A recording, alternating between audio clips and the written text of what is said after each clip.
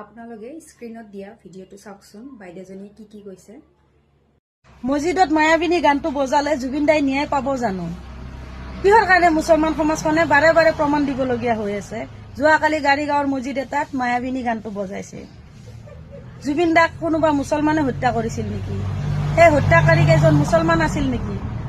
Banner poster যে ফালিছে সেই ৰঙিয়াত সেইকেইজন মুছলমান আছিল নেকি? জীয়াই থাকোঁতে লুটি পুটি আমাৰ মুছলমানে খাই আছিল নেকি? গোটেই বিশ্ববাসীয়ে জুবিন দাৰ ন্যায় বিচাৰি আছে দুমাহ হৈ গ'ল, কিন্তু অকল এটা জাতিক টাৰ্গেট কৰি পেলাই বাৰে বাৰে প্ৰমাণ বিচাৰি আছে।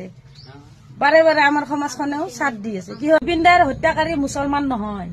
জুবিন দাই কৈ যোৱা নাছিল যে মই মৃত্যুৰ পিছত গান বজাবি, মোৰ মৃত শৰীৰটোৰ লগত ৰাজনীতি কৰিবি, সেইবিলাক কৈ যোৱা নাই। দুমাহ হৈ গ'ল, দুমাহ। ভিডিঅ'টো চাই কেনে মই এটা কথাই ক'ম যে বাইদেউজনীয়ে যি কৈছে একদম সঁচা কথা কৈছে। হয় কথাখিনি আপোনালোকক কেনেকুৱা লাগিছে বা আপোনালোকেও তেনেকুৱা ভাবে নেকি? কমেণ্ট কৰি জনাবচোন।